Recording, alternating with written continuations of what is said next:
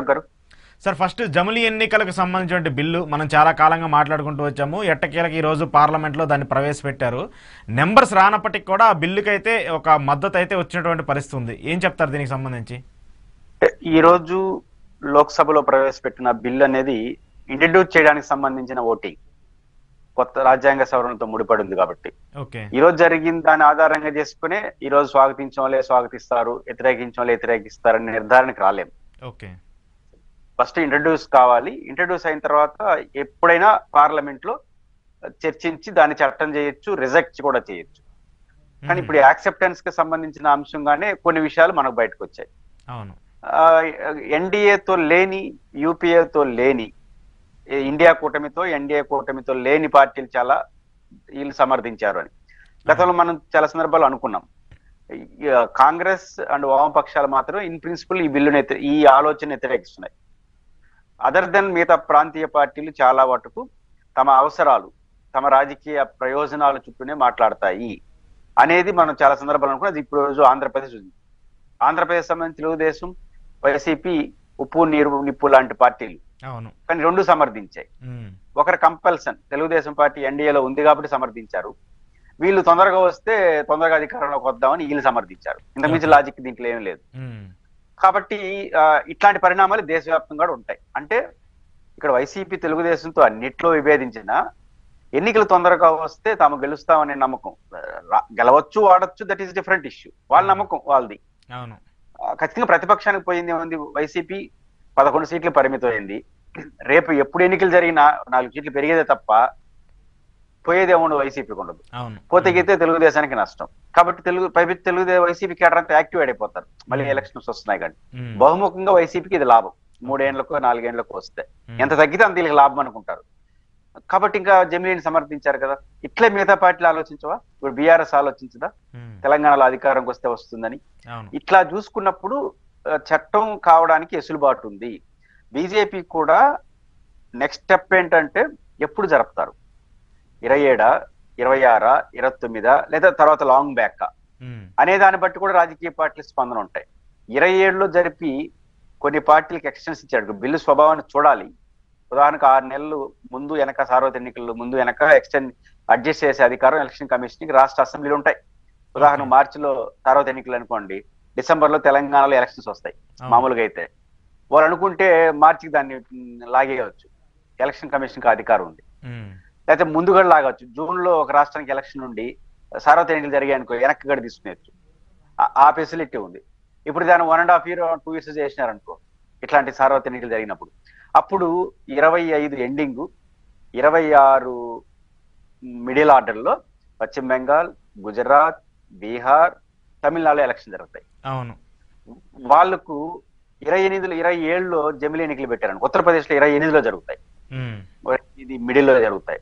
అంటే 27లో ఎన్నికలు జరిగాయి అనుకోండి, అప్పుడు ఉత్తరప్రదేశ్ ని కొంచెం వెనక్కి తీసడానికి వాళ్ళ రాష్ట్రం, ఈ పశ్చిమ బెంగాల్, గుజరాత్ వీటిలో ఇంకొంచెం 6 నెలలు ఎక్స్టెండ్ చేస్తామన్నారు అనుకోండి, చేయాలి కదా. అప్పుడు వాళ్ళు కొంచెం సానుకూలంగా ఉంటారేమో, మనకు ఇంకా 6 నెలలు దొరికింది అవకాశం అని. ఇట్లాంటి ఎత్తులు పై ఎత్తులు కూడా రాబోయే కాలంలో ఉంటాయి. కాబట్టి ఆ బిల్లు స్వభావం చూసిన తర్వాత డేటు బీజేపీ ఏమనుకుంటుందో, జనరల్ గా బీజేపీ ఏం ఆలోచిస్తుందంటే ఎక్కువ పార్టీలు, ఎక్కువ రాష్ట్ర ప్రజలు దీన్ని భారంగా కాకుండా ఒక అవకాశంగా తీసుకోవాలి. 29లో చాలా మంది భ్రమలు చెప్తున్నారు 29లో జరిగే అవకాశం ఉందని. జరగదు. ఎందుకంటే 29లో జమిలీ జరిగింది అనుకోండి, ఏపీకి ఓకే, ఎందుకంటే ఏపీ, ఒరిస్సా సేమ్ డేట్. కానీ 2 ఏళ్ళు 1.5 year 2 years బ్యాకే తమిళనాడు, బెంగాల్ ఇటు ఎన్నిక జరుగుతుంది. వాళ్ళు ఒప్పుకుంటారా? మమతా బెనర్జీ స్టాలిన్ 2 ఏళ్ళకి రద్దు చేసి మళ్ళీ పెడతామంటే? అంతేందుకు ఉత్తరప్రదేశ్ సొంత రాష్ట్రం, అత్యంత బలమైన రాష్ట్రం, 1 year ముందు ఎలక్షన్ జరుగుతుంది, మళ్ళీ రద్దు చేస్తే వాళ్ళకి నష్టం కదా. ఇవన్నీ వాళ్ళ లాభ నష్టాలు, ఎక్కువ రాష్ట్రాల ఇంప్లికేషన్స్, ఇవన్నీ దృష్టిలో పెట్టుకొని డేట్ ఫిక్స్ చేసి కొన్ని రాజకీయ పార్టీలు లాగుతారు. ఇప్పుడు వైసీపీని వాళ్ళు ఏమో లాగలా, వాళ్ళకి వాళ్ళు ఎంత త్వరగా వస్తే అంత మంచిది అనే ఆలోచనతో సపోర్ట్ చేసేసినారు. అంతేనా? కొంత లాగినారంటే లాగే వాళ్ళు కొంత, నేను చెప్పాను కదా లెక్కలు, 27 పెట్టి 1 year ఎక్స్టెన్షన్ ఇస్తాం, వెనక్కి దబ్బుతాం, ముందుకు లాగుతాం అనే దాంట్లో కొన్ని పార్టీలు సమర్థిస్తాయి. ఇప్పుడు ఏఐడిఎంకే, డిఎంకే విషయంలో నెగిటివ్ ఉంటుంది, సమర్థించచ్చు. ఇట్లాంటి చాలా కాంప్లికేషన్స్ ఉంటాయని అనుకుంటున్నాను. ఓకే, సో మీరు చెప్తుందంటే వాళ్ళ సెల్ఫ్ కోసం వాళ్ళు కావాలని చెప్పి మద్దతు ప్రకటించారు తప్పితే ఎక్కడా కూడా బీజేపీకి సంబంధించి లాబింగ్ జరిగిందనేది అయితే మీరు అనుకోవట్లేదు? ఈ రోజుకి లాబింగ్ జరగదు. ఉమ్, ఎందుకంటే ఈ రోజు ఇంట్రడ్యూస్ చేయాలి, వాళ్ళకి పోయిందే లేదు. ఇంట్రడ్యూస్ కి ఏమి ఏమంటారు దాన్ని, పెద్ద టూథర్డ్ మెజారిటీ అవసరం లేదు. ఉమ్, సాధారణ మెజారిటీ కొన్ని రాజ్యాంగ సేవలు బిల్లు పెట్టేటప్పుడు కూడా సాధారణ మెజారిటీలు కావాల్సి వస్తుంది. ఉమ్, కానీ సాధారణ మెజారిటీ బీజేపీకి ఉంది కదా, అవును, లోక్సభలో ఉంది, రాజ్యసభలో కూడా ఉంది, టూథర్డ్ మెజారిటీ లేదు. ఉమ్, కాబట్టి ఈ రోజు మద్దతు అనేది ఎవరికి వాళ్ళు ఇండివిజువల్ డెసిషన్సే. ఉమ్, మళ్ళీ ఇప్పుడు ఉదాహరణ రాజ్యసభలో ఉంది, రాజ్యసభలో వైసీపీకి 11, ఇప్పుడు 3 పోయినారు, 9, ఇప్పుడు 8 మంది ఉన్నారు. 8 మంది, బీఆర్ఎస్ పార్టీకి 4, 5 ఉన్నారు. ఉమ్, ఈ 11 మంది గ్యారంటీకి మద్దతు ఇస్తారు. టూథర్డ్ మెజారిటీ లేదని జనరల్ గా మాట్లాడుకుంటాం మనం. ఓకే, కానీ ఇట్లాంటి పరిణామాలు ఈ రోజుకి జనరల్ ఖచ్చితంగా రాను వాళ్ళు డేట్ ఫిక్స్ చేసుకుంటారు, పార్టీలతో సంప్రదింపులు అనధికారికంగా చేస్తారు, కరెక్ట్ స్టెప్ తీసుకుని ఏదో ఒక రోజు చట్టాన్ని ఆమోదింపజేస్తారు.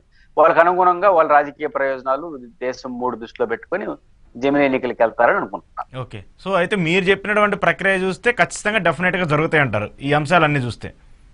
ఖచ్చితంగా చట్టము అవుతుంది, లేట్ కావచ్చు, జమిలీ ఎన్నికలు జరుగుతాయి. ఇక్కడ ఎప్పుడు అనేది ప్రశ్న. ఓకే, జమిలీ ఎన్నికలకు ముందు పోతా అంటే జరుపుకునేట్టుంటాయి. ఉమ్, 26 ఎండింగా, 27, 29? 29 అయితే జరుగుతుందని నేను అనుకోను. ఎందుకంటే 29కి చాలా నియరెస్ట్ గా చాలా రాష్ట్రాలు అయిపోయి ఉంటాయి. ఉమ్, వాళ్ళందరికీ మళ్ళీ ఎన్నికలు అంటే ప్రజలు కూడా ఆశ్రయించుకుంటారు, ఎన్నిసార్లు ఎలక్షన్ పెడతారని. అవును, ఉమ్, ఇప్పుడు 29 అనుకోండి, ఇప్పుడు కూడా కొన్ని ఇబ్బందులు వస్తాయి. ఏ ఇయర్ పెట్టినా ఏదో ఒక రాష్ట్రంలో డిస్టర్బెన్స్ వస్తాయి. ఇప్పుడు ఉదాహరణ 29లో ఎలక్షన్, 27లో జమిలీ పెట్టారు అనుకోండి, ఆంధ్రప్రదేశ్ 3 ఏళ్ళు అవుతుంది. ఉమ్, కొంత ఇన్కన్వీన్సే కదా, తెలుగుదేశం పార్టీ ఇన్కన్వీన్స్ 5 ఏళ్ళు ఉన్న అధికారాన్ని వెనక్కి దగ్గరికి అవును, ఆ ప్రజలు కూడా 3 ఏళ్ళైనా అనుకుంటారు. ఉమ్, కానీ 3 ఏళ్ళనా అనుకోవడానికి 1 year అయినా అనుకోవడానికి తేడా ఉంటుంది. ఓకే, అంటే ఇది ఎప్పుడు ఎన్నికలు జరిగినా ఏదో ఒక రాష్ట్రంలో డిస్టర్బెన్స్ అప్పుడు, ఎందుకంటే మల్టిపుల్ గా జరిగాయి కాబట్టి. అవును, బై అండ్ లార్జ్ ఎక్కువ మంది ప్రజలు, పార్టీలు కాదు, చట్టం ఆమోదించి కానీ పార్టీని ప్లే చేస్తారు.